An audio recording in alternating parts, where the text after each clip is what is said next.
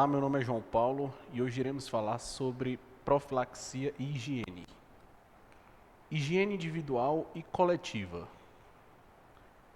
Muitas pessoas acreditam que, para se ter saúde, basta manter uma boa alimentação e evitar vícios que afetam o organismo. Outros acreditam que, para se ter saúde, depende-se de bons serviços de prestação de assistência pública ou privada. Apesar de ser verdade, a higiene é um dos mais importantes fatores para assegurar tais condições. Porém, quando nos referimos à higiene, não falamos apenas da higiene feita pelo indivíduo no dia a dia. Denominamos também como higiene as ações direcionadas à manutenção da saúde mental. O ser humano, ele deve ser orientado a buscar uma vida equilibrada. Diferenciando higiene pessoal e higiene governamental. Um indivíduo que come tomate por ser saudável, ele lava o tomate antes de comê-lo. Ele lava as mãos antes das refeições. Porém, embora ele seja cuidadoso, é necessário que medidas de responsabilidade governamental também sejam tomadas. Então, o que é que eu quero dizer com isso?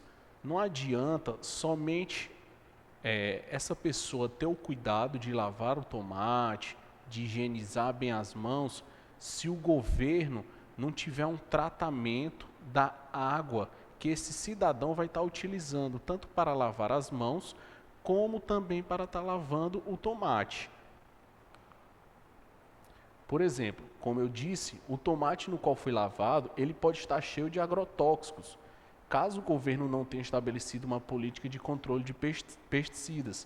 Então, como eu expliquei, por mais que o tomate tenha sido lavado, se aquele tomate ele tiver sido cultivado em locais que utilizaram agrotóxicos em grande quantidade, de nada adianta estar fazendo a lavagem desse tomate.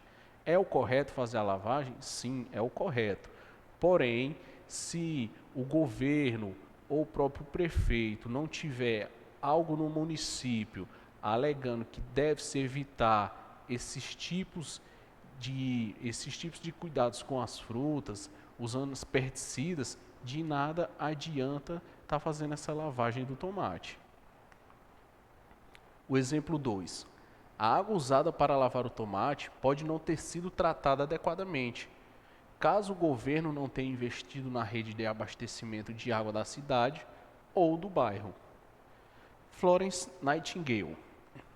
Para Florence, o primeiro e mais importante princípio norteador das ações dos profissionais da enfermagem era conservar o ar que o paciente respira tão puro quanto o ar exterior. Ela afirmava que nada mais teria valor se esse princípio fosse desconsiderado. Florence destacou 5 pontos no qual considerava essenciais para assegurar a higiene das habitações. Primeiro, o ar puro. Florence, sempre que estava em campo, ela priorizava que todas as janelas daquele ambiente estivessem abertas para que circulasse o ar puro e que não ficasse nenhum tipo de micro-organismo que viesse a contaminar o ambiente e o paciente. Água pura. Sem a água ser pura, aquele paciente ele pode adquirir várias doenças e causar até problemas futuros. A rede de esgoto eficiente. Com a falta de rede de esgoto, o que é que pode ocasionar? Várias doenças. Mosquitos podem ficar rondando, até outros animais, e isso pode levar doenças para aqueles pacientes que já estão ali naquele leito. A limpeza. Florence, nas épocas das guerras, uma das segundas coisas que ela mais preconizava também era a limpeza do ambiente. Um ambiente com muita poeira, com animais que ficavam rodeando.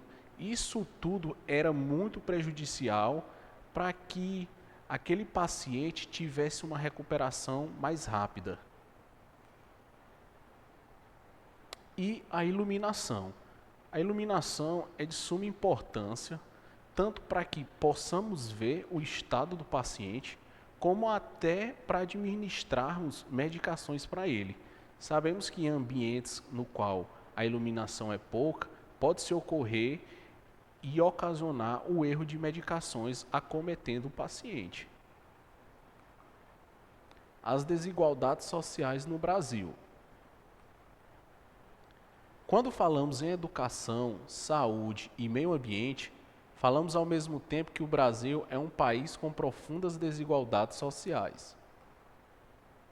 Essas diferenças são grandes e acabam dificultando o planejamento e a execução de várias ações voltadas para a melhoria de várias vidas. Um exemplo é o destino que se tem dado ao lixo. Em grandes cidades, pensa-se em recolhimento diário e tratamento adequado. Em pequenos municípios ou bairros periféricos, vê-se que a realidade é outra. Então, assim, sempre foi observado que em cidades grandes, bem movimentadas, o recolhimento de lixo é diário. E também se observa que em cidades pequenas, subúrbios, interiores, por exemplo, o recolhimento daquele lixo, ele às vezes passa de 2, 3 dias, ou às vezes até semanalmente, uma vez na semana. E isso pode acarretar vários problemas para a população. A maior falta de compromisso tem sido com a educação. Há relevante número de analfabetos ou semi-analfabetos em nosso país.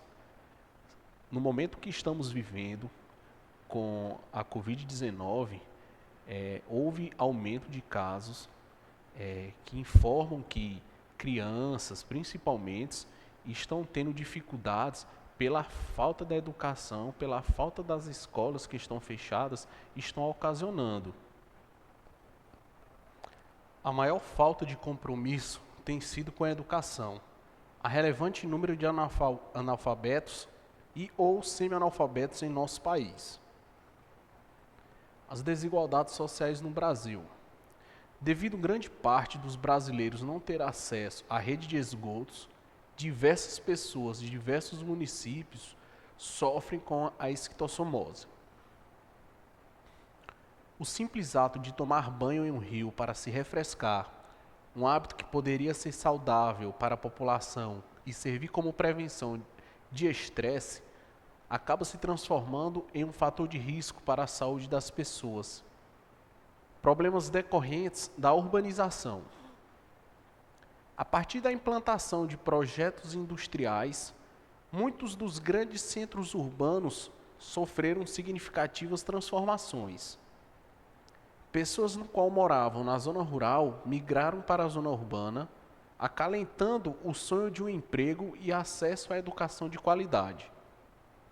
Como resultado, as cidades incharam e houve deterioração pela fatal de um planejamento que previsse o desenvolvimento de políticas públicas de caráter preventivo.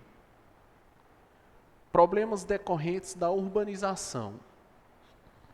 O número de pessoas aumentou, bem como a quantidade de carros em circulação. Aglomerados formaram-se nas periferias e a poluição do ar atingiu níveis alarmantes. Em algumas cidades grandes, foi-se necessário haver o rodízio de placas, para ver se era possível diminuir o trânsito nos municípios e diminuir, pelo menos um pouco, da poluição que estava sendo realizada. Ainda há significativa parcela da sociedade sem acesso à água tratada ou sistema de esgoto adequado. Prevenir doenças e manter a saúde humana não depende apenas de campanhas de vacinação em massa. Faz-se preciso planejar e investir de forma e permitir uma efetiva integração de ações nas áreas da saúde, educação e meio ambiente. A saúde, o trabalho e o trabalhador. Adequadas condições de trabalho são essenciais à preservação e manutenção da saúde física e mental existente entre o ser humano que trabalha e o ambiente no qual exerce sua atividade.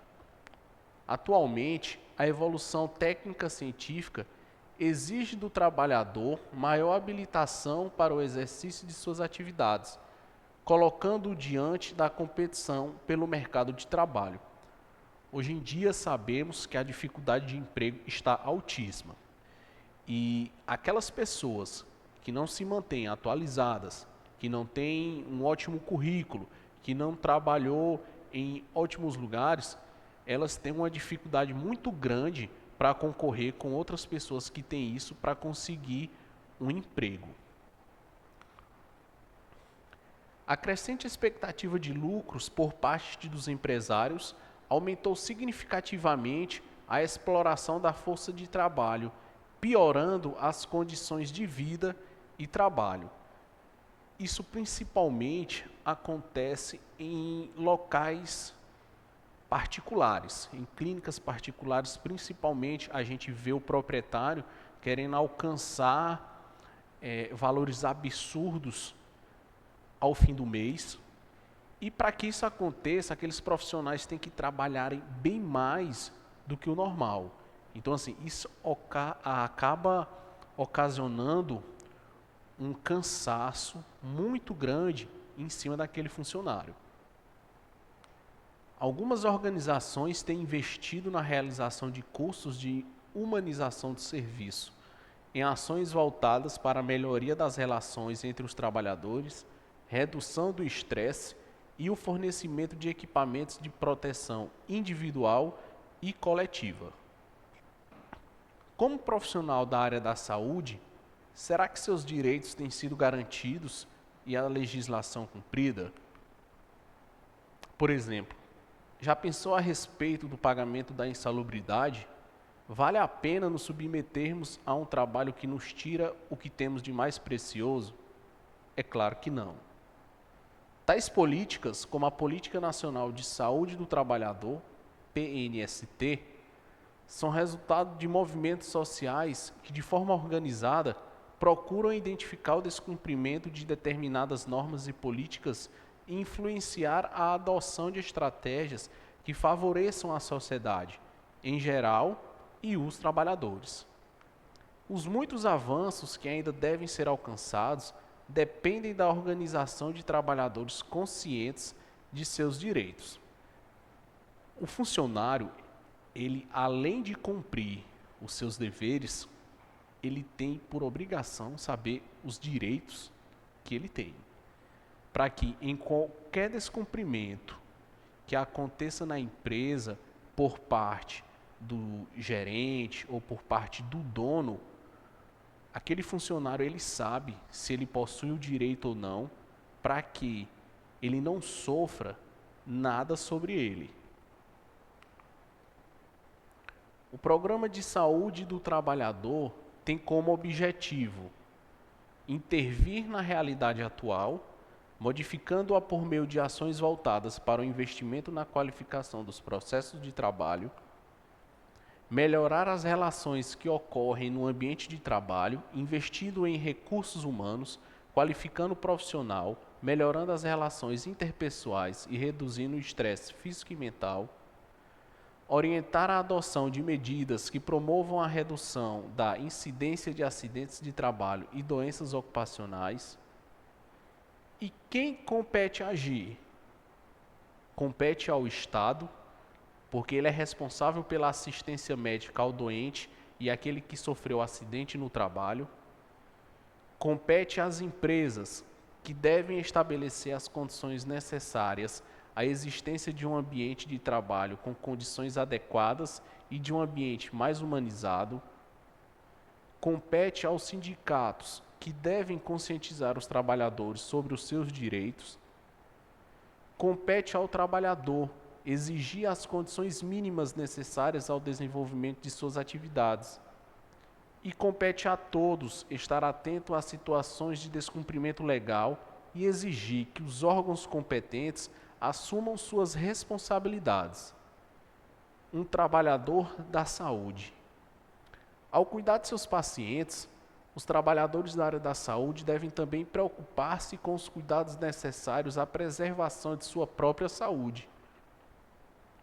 Devem ser devidamente capacitados para o exercício de suas atividades, receber acompanhamento e controle de suas condições de saúde e equipamentos de proteção individual, que são os EPIs, necessários ao desenvolvimento do trabalho, o que não pode ser negligenciado de forma alguma. Como consequência de nossa especificidade de trabalho, corremos risco de vir a ter lombalgia.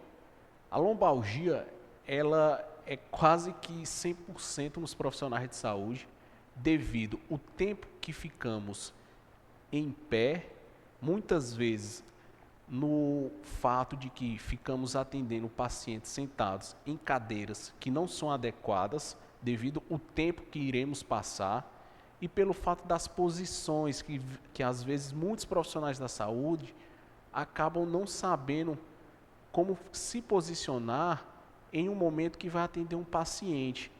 E aí, depois, futuramente, acaba ocasionando essas lombalgias. Temos os acidentes com material perfuro-cortante. Acidentes com material perfuro-cortante, eles têm um grande número em profissionais da área da saúde, pelo simples fato de que ainda hoje temos profissionais que, ao utilizarem uma seringa, querem reencapá-la antes de desprezá-la. E isso é algo que não pode acontecer de forma alguma. Contato com produtos químicos, contato com secreções e eliminações, por isso a importância dos EPIs. As instituições, elas têm por obrigação estar ofertando os EPIs para esses profissionais, como máscaras, luvas, toucas, propés, tudo isso é de suma importância. E o estresse? O estresse, ele é altíssimo em todos os profissionais da área da saúde, principalmente nós da área da enfermagem, sabemos que o fato das cargas horárias, o fato de não sermos tratados bem por algumas pessoas, o fato do salário não ser da forma como queremos, isso tudo acaba ocasionando um estresse muito grande no profissional de enfermagem. Irritação, cansaço e desânimo. Como eu expliquei para vocês, altas jornadas de trabalho, não ser tratado da forma como merece. Às vezes, em algumas instituições, o profissional faz altíssimas horas de trabalho e não tem nem sequer um lugar para descansar. Então, tudo isso acaba ocasionando a irritação, o cansaço e até o desânimo da profissão.